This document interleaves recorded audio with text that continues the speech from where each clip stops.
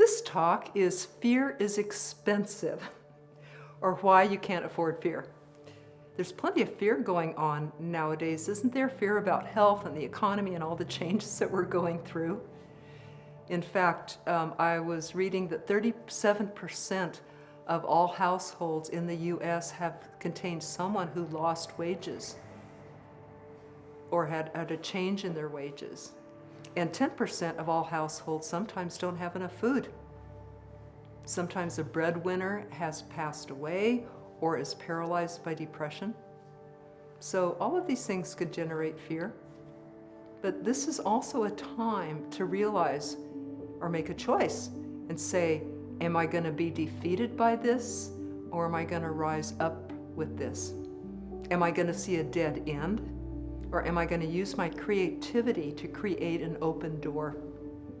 Am I going to be defeated, or am I going to let this strengthen me? Am I going to look down the dirt and lay in it, or am I going to look up at the sky and fly? Am I going to be afraid of change, or am I going to remember that change always brings a good change for me ultimately? So those are not easy things to remember or to trust. What's the worst that could happen to you? For me, financially, it was bankruptcy a while back. I had always liked to be responsible financially, and I thought that I was, but as a real estate investor, I was caught in that real estate crash that happened a while back. And I had some properties that had a lot of vandalism and a lot of vacancies. It ate up all my resources, and they became worth 1/3 what I paid for them, or what I still owed on them.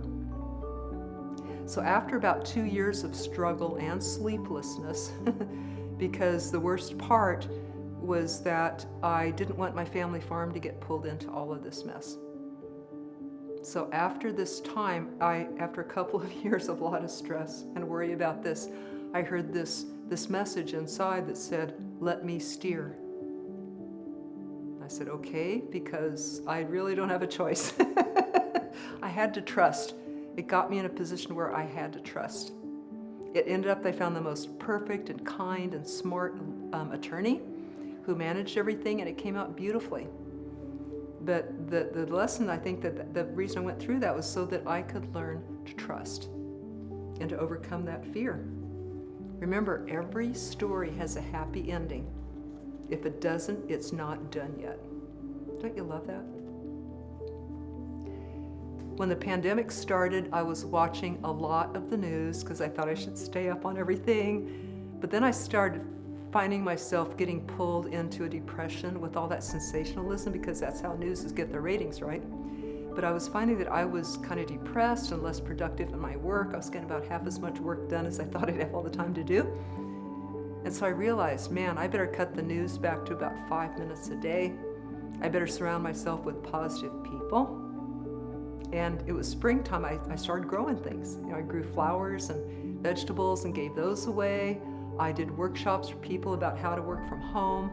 I did a lot of FaceTime with my granddaughter. And I called up senior citizens who were stuck in their homes. So I turned that around to service. And that has been a trick that's gotten me out of a lot of negative places, feeling poor me or victim or fear or anything like that, is turning around to service and giving to another person, because that makes it not about me. When I was a teenager, I read in 17 magazine one time, and it said, if you're at a dance and you're talking to a boy and you feel shy, ask him some questions about him, because that takes the attention off yourself and you won't be in that painful, shy place. So giving service has helped me to do what I do. I focus on the benefits of people. When they come back and say, wow, I had a breakthrough, or my life is completely different now, that keeps me going to give more service and keep the attention off myself. Remember that behind every fear is the person that you want to be. Now, you don't have to get rid of fear to go ahead and do something you want to do in your life. I have shook with fear and still move forward with action. Anyway, I figure If I want to do something but I'm scared to do it, if I go ahead and do it, what have I got to lose but my fear? And if I don't do that thing, what have I got to lose? Everything else. In summary, with this talk about fear, I gave tips about trust and about service. I hope that you received even one inspiration here that you can use to overcome fear.